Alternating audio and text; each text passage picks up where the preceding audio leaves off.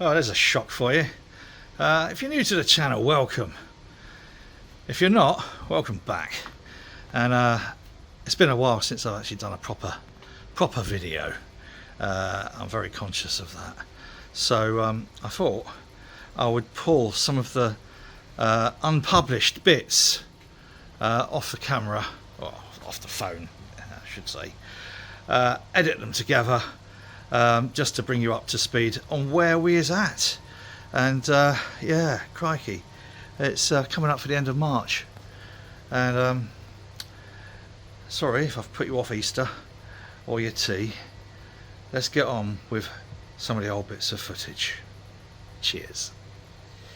Here's the bit all brewers, whether home brewers, commercial brewers, whatever brewers, really enjoy, and that's the cleanup. So this was our latest trial, Barney's Bitter. As you can see, there's a Krausen ring on here, but it didn't really go above that too much. And then in the bottom there's the tube, and the cooling coil has quite a bit of debris on it. This did go above. In fact, the yeast on here was so aggressive, it came out of the blow-off tube and filled almost a bucket full of yeast. So all of this needs cleaning off on the cooling coil, and then a huge dry hopping and tube at the bottom. So first of all,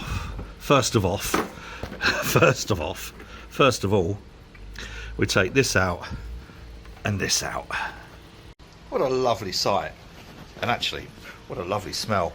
Next, I'm just going to tip both of these into that bucket, and that's mainly to retrieve the float hydrometer, because I ain't sticking my arm in there. Float hydrometers retrieved, we now take those out, clean them, and then we can give these the first rinse. And that is where this little beauty comes into play. Most of my cordless tools are Ryobi 1 Plus, so they all use the same battery. This is a little pressure washer.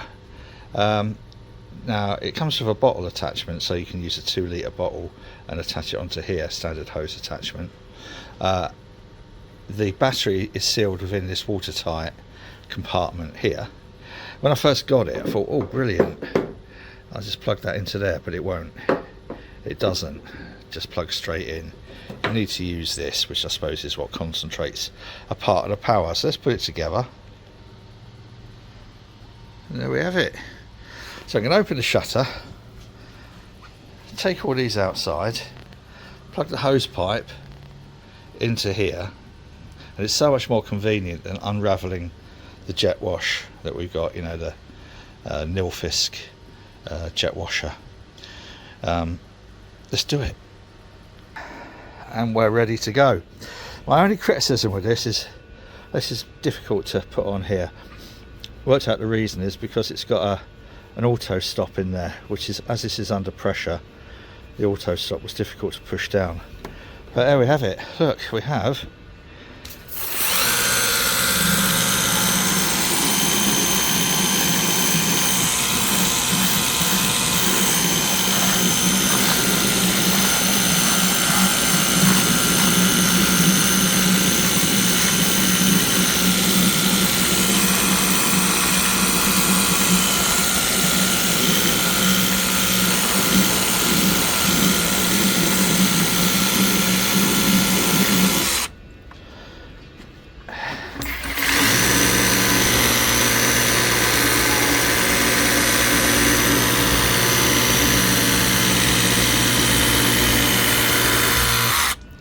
oops.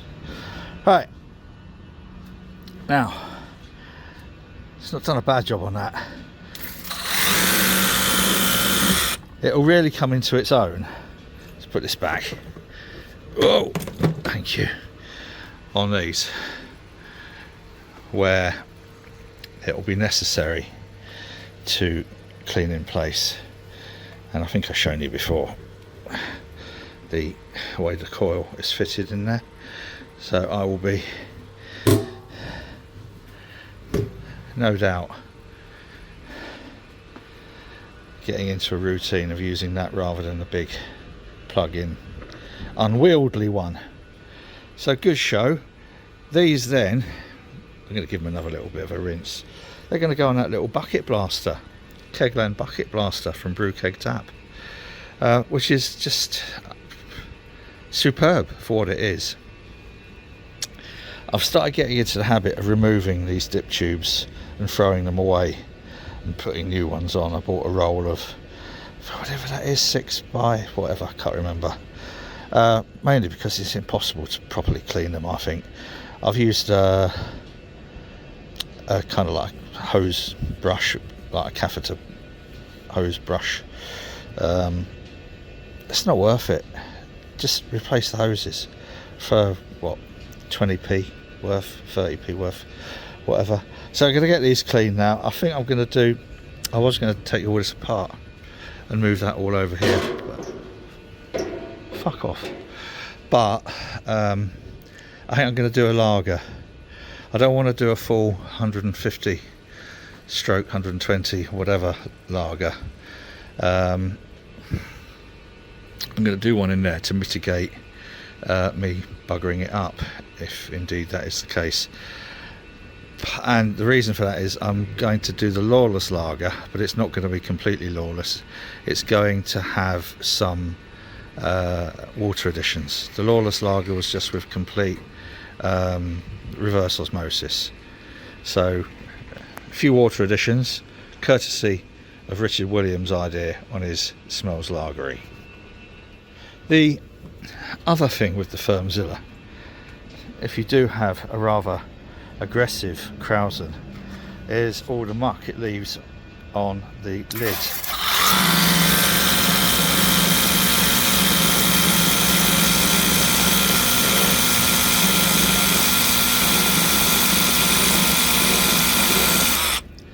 And that is a really good mechanical way of getting rid of the worst of it.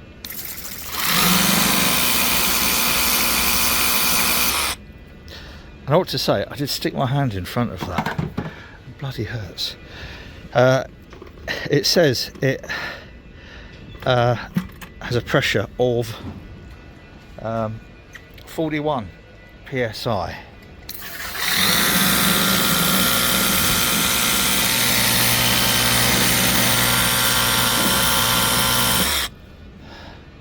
Well, I'm at it, might as well do the...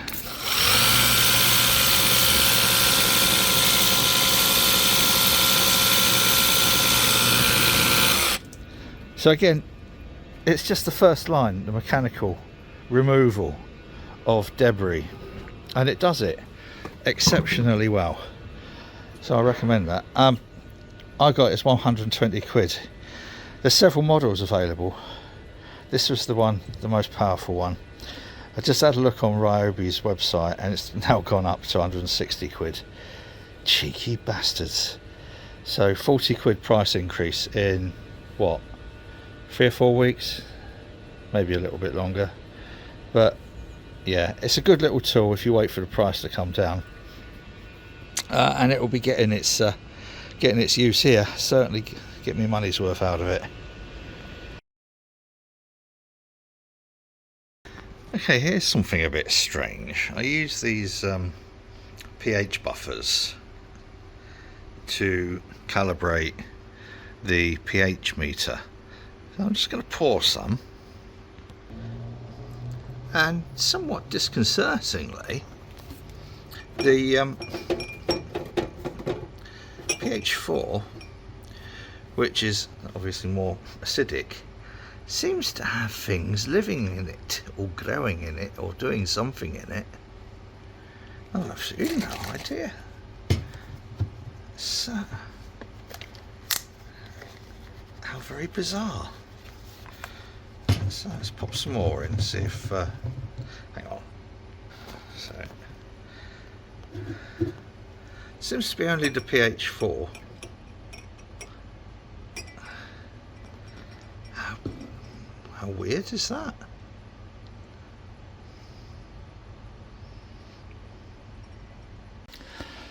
back to cans and labelling. You remember the beautiful little MT50 that came from our Chris, and the labels which I had done at ABRA. Google them if you want some can labels printing. Well, I'm very happy with them. However,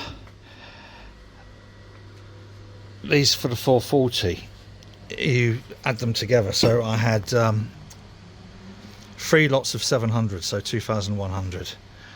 But in order to get labels for the 330ml cans, it was going to be a stupid amount for a short run, because their classes are different, if not the same order.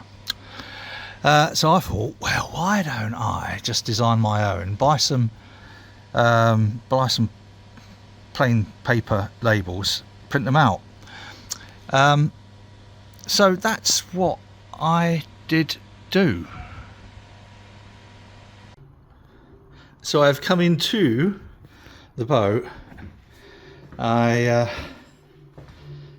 just got some space in it now.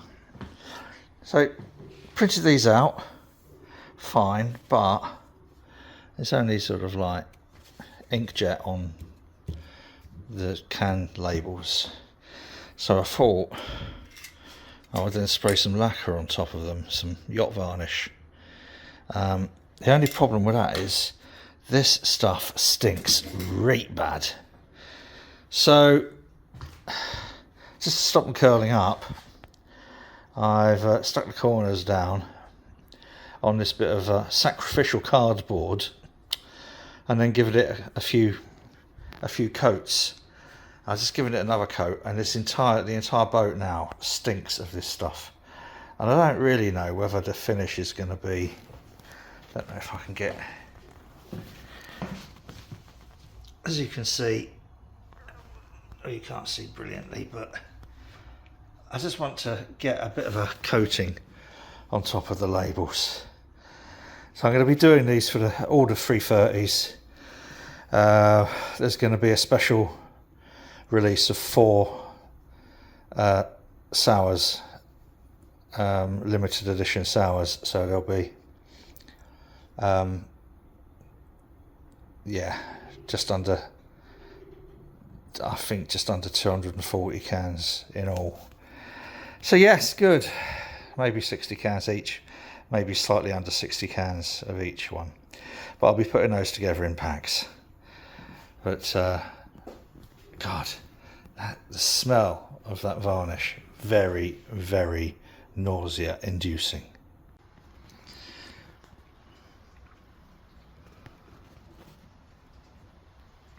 I'm not sure if you can see, but the finish is not what I wanted.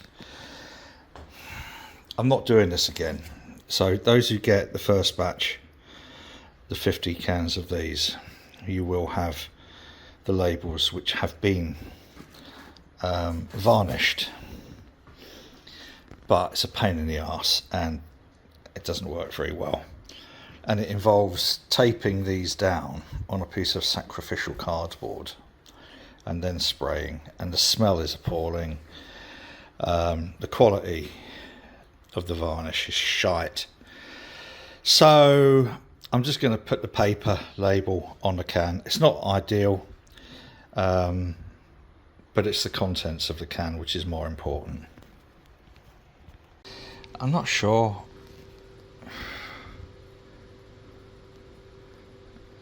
The lacquer just, I don't know. Not happy with those labels. However, I should say they're now on the can and they don't peel off easily. So we will have, I'm going to use the last of those ones that I've just sprayed. They're not the nicest of labels, but as I said, the contents are fantastic. I'm very, very pleased with the beetroot and apple sour. Fairly sure people are going to get fed up of learning about labels fairly quickly. So what I did on this one, I don't know if you can tell, I used a different lacquer, different varnish. Doesn't look too bad, but still stinks. And these, no varnish, no lacquer, which means they're a little bit more volatile if you get them wet. But for the sake of the waste of the varnish and the smell and everything, and it's not a brilliant finish, as you can see there. It's by far from, you know, a professional finish. So I'm just going to go with a plain paper.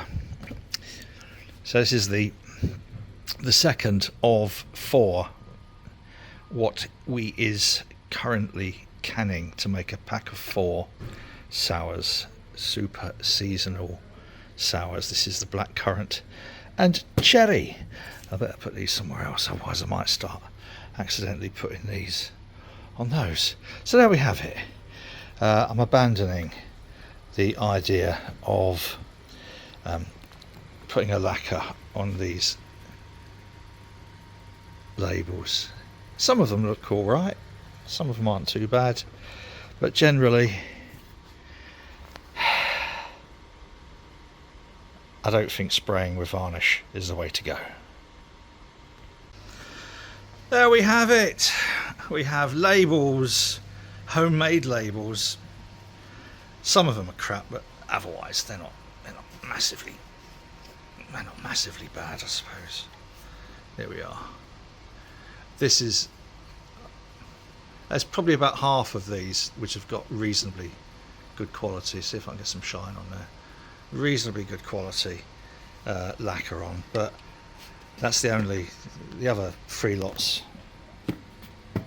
have just got normal, they're not lacquered, normal finish. Crikey, look at this Professor Hairs. Right, that's it. That's all I wanted to do, was show you the homemade labels and the jet wash. There's going to be another video coming soon. The chronicles of our poor little narrowboat mustn't grumble.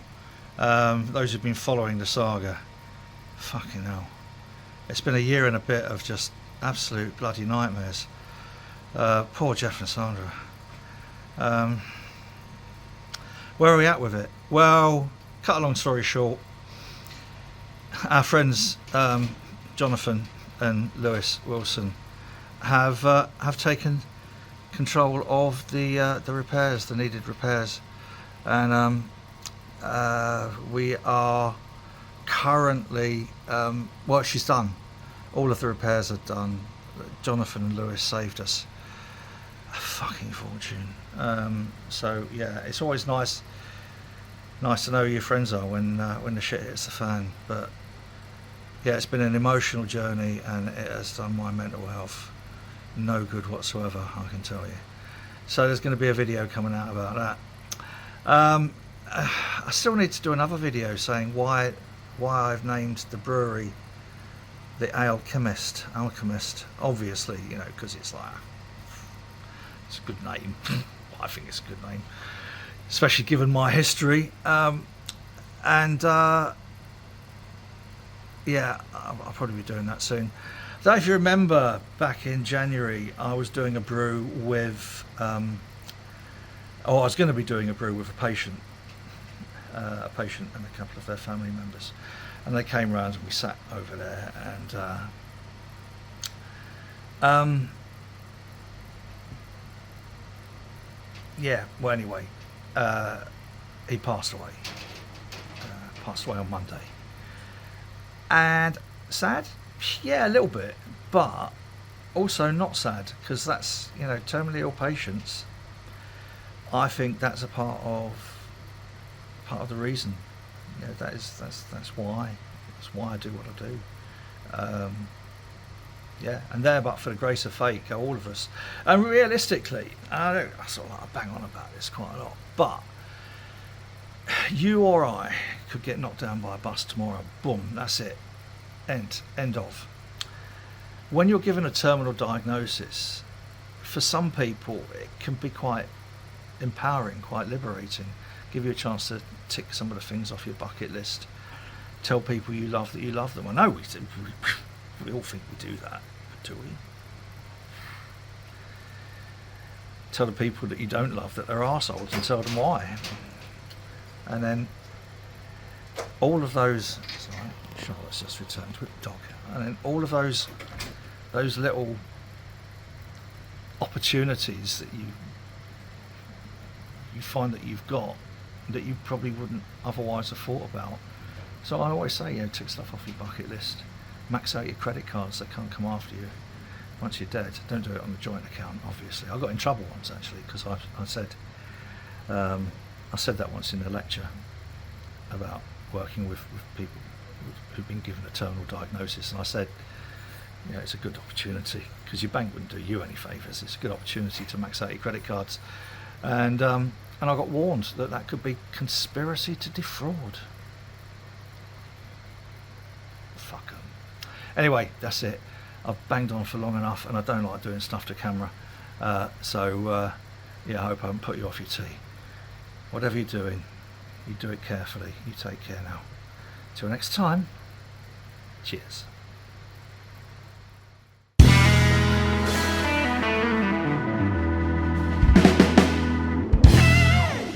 The Labour leader is the latest to criticise the government for using taxpayers' money to compensate for a minister's mistake after the Science Secretary Michelle Donnellan falsely accused an academic of supporting Hamas. She spoke to Mr. Hunt. How did he respond to calls for her to resign?